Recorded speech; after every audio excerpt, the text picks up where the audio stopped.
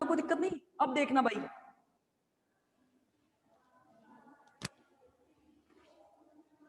ये वाले न्यूमेरिकल्स, मतलब ये जो मैं लिखवा रही हूँ ना, ये रेट ऑफ रिएक्शन को किसी रिएक्शन में आप कैसे रिप्रेजेंट करेंगे वो चीज बताने का, मतलब लिखने का तरीका बता रही हूँ, नोट्स में नहीं दिया हुआ है। और इससे रिलेटेड न्यूमेरिकल एक 100% पेपर में आता है, ध्यान रखना। और मैंने हर साल देखा है, तो देखना ये रिएक्टेंट है और रिएक्टेंट से बन रहे हैं प्रोडक्ट, ठीक है। ये तो मैं एक दो रिएक्शन तो मैं ऐसे लिखवाऊंगी, फिर एक जनरल रिएक्शन लिखवा दूंगी, और जनरल रिएक्शन के बाद में आपका कोई सा भी क्वेश्चन पेपर में क्वेश्चन आ जाए आप आसानी से क्लियर कर लोगे।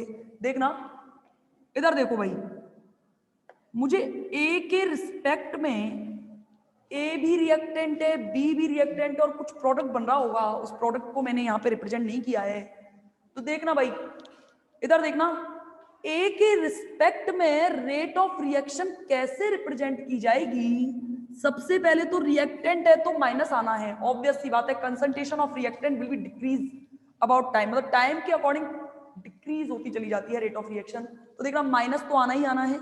डी आप लगाओगे ही लगाओगे, ए के रिस्पेक्ट में कर रहे हो तो ए भी आना ही आना है, आएगा कि नहीं आएगा, अपॉन डी टी आएगा ही, आएगा कि नहीं आएगा बताओ, कोई दिक्कत। ए के रिस्पेक्ट में रेट ऑफ रिएक्शन ये होगी इक्वल टू, ध्यान रखना, रेट ऑफ रिएक्शन चाहे ए के, आप किसी एक, चाहे तो रिएक्टेंट की या प्रोडक्ट की किसी एक की रेट ऑफ रिएक्शन निकाल दो, वो पूरी, मतलब पूरी रिएक्शन की रेट ऑफ रिएक्शन को भी रिप्रेजेंट करता है और एक मॉलिक्यूल की रेट ऑफ रिएक्शन को भी रिप्रेजेंट करता है। ऑब्वियस सी बात है, आप जैसे आप कभी देखा है कि हम कभी भी किसी भी चीज में, आपको क्या लगता है कि कोई भी चीज होती है कि जैसे भाई आज हम सैंपल लेने जाते हैं, तो सैंपल का मतलब क्या होता है कि जैसे कोई ऐसा कुछ पता चला कि पॉइजनिंग फूड वहां पे दिया गया है, तो जो बहुत बड़े बड़े जो अधिकारी होते हैं, ऑफिसर होते हैं, वो क्या करते हैं, सैंपल लेने जाते हैं।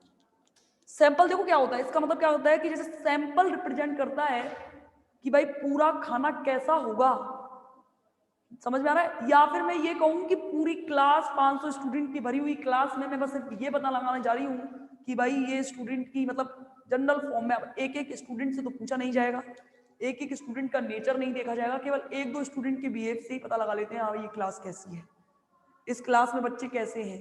तो ऐसे ही सेम, अगर मुझे रेट ऑफ रिएक्शन याद करनी है, अगर रेट ऑफ रिएक्शन के बारे में जानना है, तो आप देखो, या तो भले रिएक्टेंट, किसी एक रिएक्टेंट की रेट ऑफ रिएक्शन निकाल दो, या किसी एक प्रोडक्ट की रेट ऑफ रिएक्शन निकाल दो, ये पूरी की पूरी रेट ऑफ रिएक्शन, यानी कि पूरी की पूरी रिएक्शन की रेट ऑफ रिएक्शन को रिप्रेजेंट करती है, जिसे हम एक न्यूमेरिकल से समझेंगे कि आखिर ऐसा क्यों होता है। तो देखना, बराबर बी के रिस्पेक्ट में लिखना,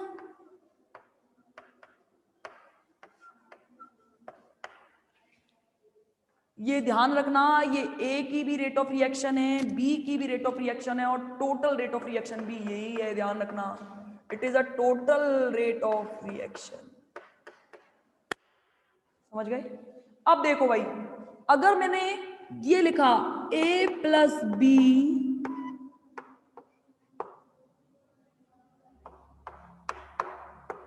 सी प्लस डी, अच्छा मैंने एक बात बताओ, मैंने ऐसा क्यों किया कि मैंने ये एक एरो हटाकर दो एरो लगा दिए, यानी कि रिवर्सिबल जैसी प्रोसेस बता दी मैंने, ऐसा क्यों किया।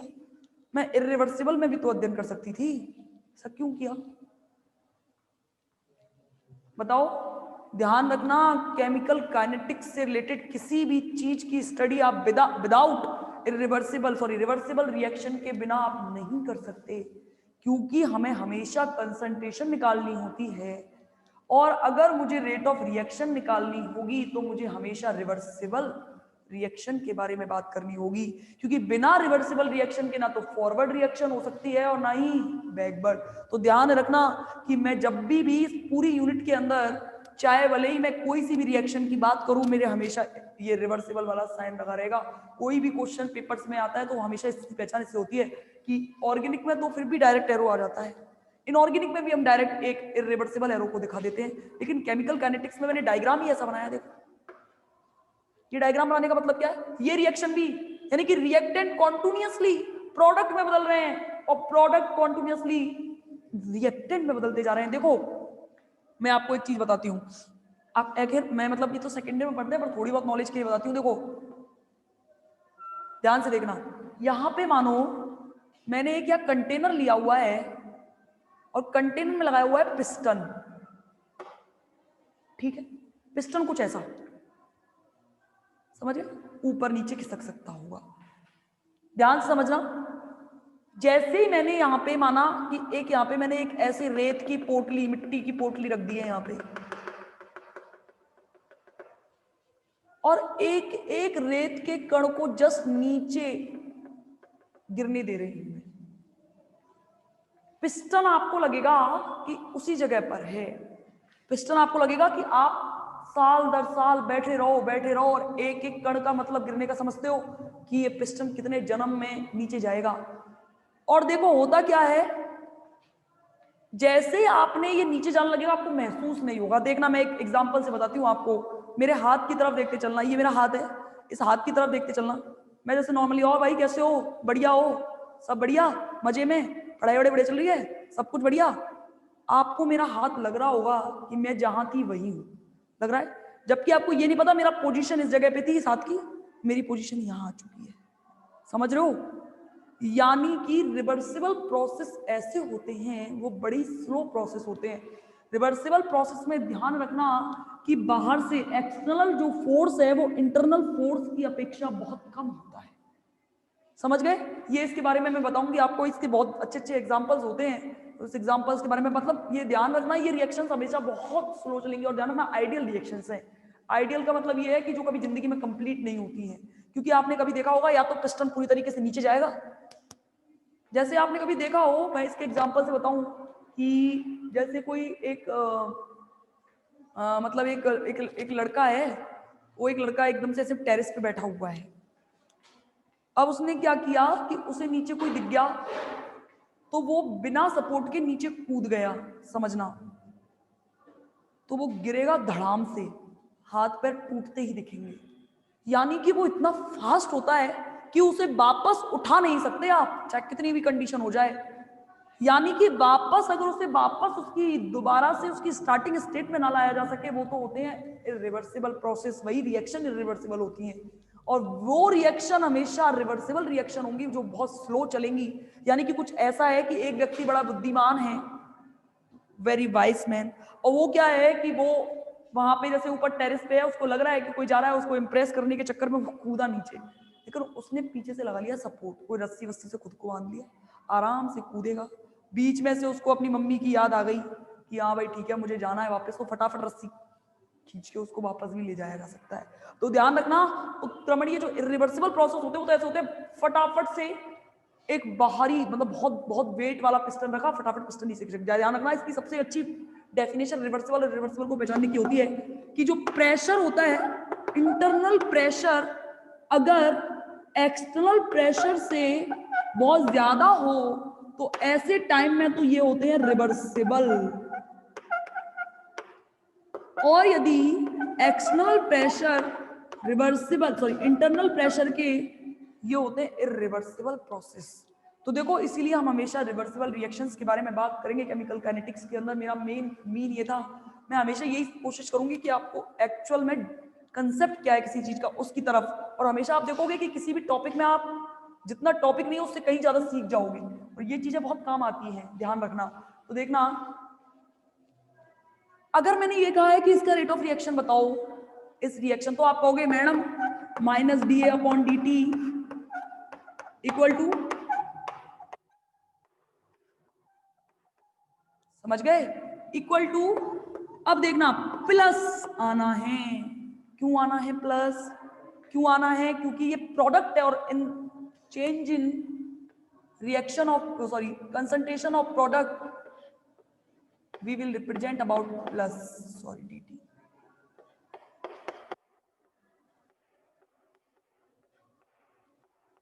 समझ गए? अब चाहे दुनिया की कोई सी भी रिएक्शन आपसे पूछ ले, और पूछ ले कि बहुत पूछता है, बहुत ज्यादा पूछता है, मैंने पेपर में हर साल एक क्वेश्चन देखा है इससे रिलेटेड कि कोई रिएक्शन दे दी और उस रिएक्शन के अंदर आपसे पूछ लिया कि इसकी रेट ऑफ रिएक्शन आप कैसे रिप्रेजेंट करोगे, तो वो ऐसे रिप्रेजेंट की जाएगी। आपके नोट्स में कहीं दी नहीं हुई है तो देख लेना, इसको देख लेना, लिख लेना इसको भाई, जरूर नोट्स में नहीं दिया हुआ है।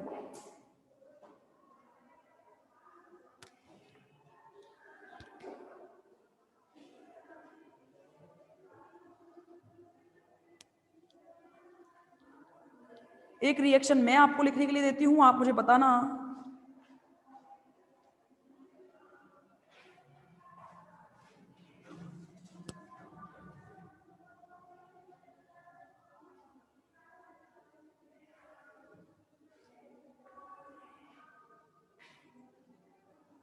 लिख लोगे ना। एक रिएक्शन मैं लिख दे रही हूं आपको, आप मुझे बताना, और एक न्यूमेरिकल, क्योंकि आज मेरे पास बुक है नहीं, न्यूमेरिकल मुझे याद है नहीं, तो ये रिएक्शन लिखना। ये एक जनरल रिएक्शन है, ये आ जाएगी तो सब आ जाएगा।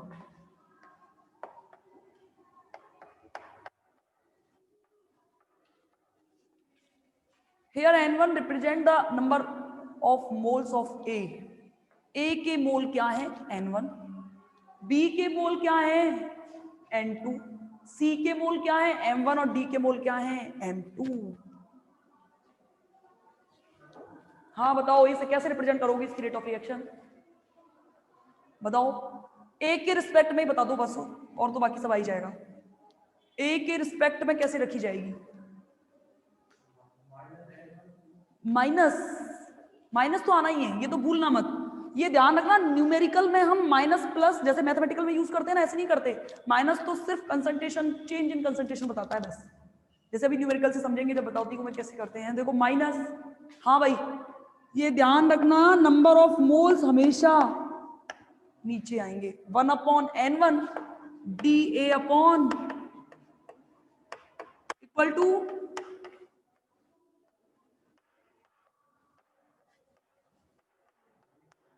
प्लस आएगा, ध्यान रखना।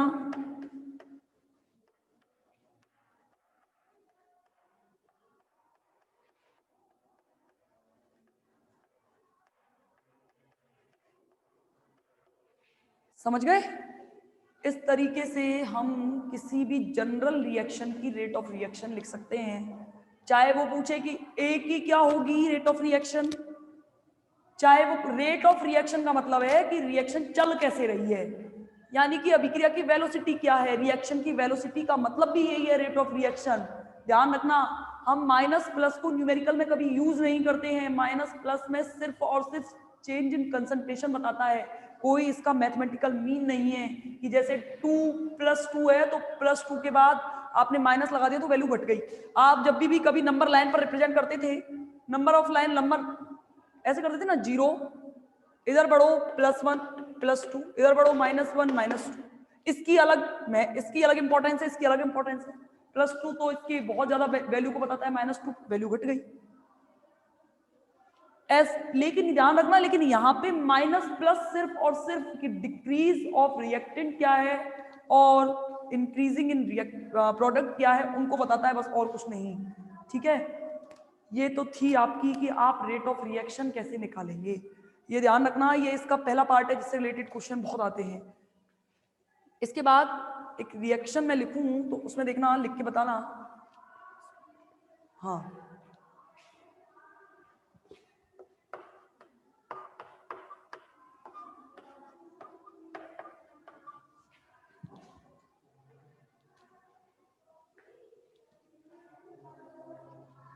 बताओ, माइनस माइनस माइनस ठीक है, माइनस में कोई दिक्कत नहीं है। अरे भाई ये तो आएगा डी, देखना कंसंट्रेशन इन N2, ये नाइट्रोजन है, N2 ही आना है, अपॉन, समझ गए, equal to minus concentration of O2 equal to, ध्यान रखो, +1/2 नंबर ऑफ मोल्स NO के क्या है 2, तो NO के लिए क्या आ गया +1/2 DNO अपॉन। इसी से रिलेटेड एक न्यूमेरिकल है, उसके न्यूमेरिकल की वैल्यूज मुझे याद नहीं है और इसमें नोट्स में कहीं न्यूमेरिकल दिया नहीं हुआ है।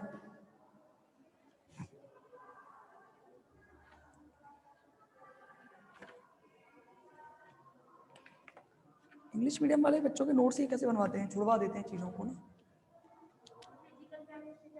हाँ फिजिकल स्टार्ट हुई है, समझ में आया अच्छे से? कोई भी रिएक्शन की पूछ लेगा तो कर दोगे? ऐसा कोई स्टूडेंट तो नहीं है? मैडम दिखाना एक बार चैट।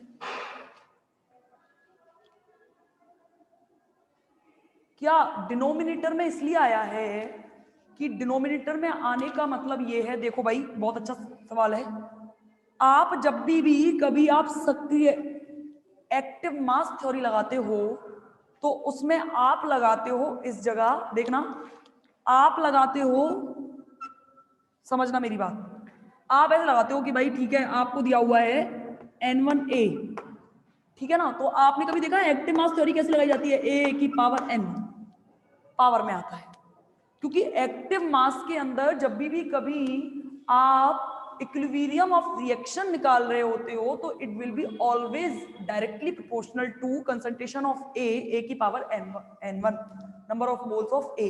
अब देखना यहां पे ही 2 डिनोमिनेटर में इसलिए आया है, आप मुझे एक चीज बताओ, वैल्यू कोई चीज की बढ़ती जा रही है तो उसमें टाइम ज्यादा लगेगा या कम लगेगा, टाइम क्या लगेगा, ज्यादा, टाइम ज्यादा लगेगा तो ऑब्वियसली, जैसे आप कहते हो कि भाई मुझे किसी काम को करने में 4 घंटे लग रहे हैं, मैं एक अकेला इंसान हूं, मुझे किसी काम को करने में 4 घंटे लग रहे हैं, समझना, तो आप कहोगे कि हम 2 व्यक्ति मिलकर उस काम को कैसे करेंगे, 2 घंटे, तो उसके लिए क्या लगाते हो 4/2 बराबर 2, यानी कि NO की वैल्यू अगर 1 होती तो कोई दिक्कत नहीं है, तब तो ये एक ही रहता, 2 हो गई तो यानी कि NO के मोल्स बढ़ चुके हैं, और NO के मोल्स बढ़ गए हैं इसका मतलब उसे समय अधिक लगेगा, और अगर समय अधिक लगेगा तो पर यूनिट के हिसाब से 2 नीचे ही आना चाहिए, अगर ऊपर आ गया तो मल्टीप्लाई में चला जाएगा और ज्यादा वैल्यू बढ़ा दी, और वैल्यू बढ़ाने के बाद तो फिर रिएक्शन जिंदगी भर करवाते रहना, 2 का मतलब नीचे आने का मतलब हमेशा ये रहता है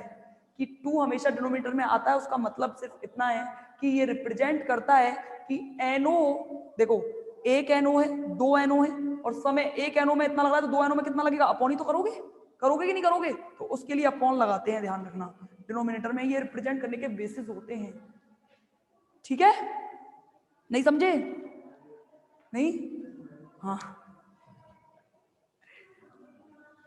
कौन था ये मैडम, टाइम हो चुका है, 9:52 हो गए, 9:52, नोट्स कब मिलेंगे ये तो मुझे पता नहीं, तो मेरे को ही आज मिले हैं नोट्स, मेरे पास इंग्लिश मीडियम की बुक कहीं खो गई है मेरी, मिल नहीं रही, किताब तो कोई सी भी ले लो, किताब में कोई दिक्कत नहीं है, बुक तो CBH की सबसे बेटर मानती हूँ मैं, सबसे बेटर CBH की किताबें हैं, उसमें नॉलेज बहुत पिटारा है, नॉलेज का मतलब चीजें गलत भी नहीं है और चीजें हैं भी बहुत सफिशिएंट है कि आप फर्स्ट ईयर में कितना कुछ सीखना चाहते हैं, बस इतना, ठीक है, कर दो मैडम, बाकी तो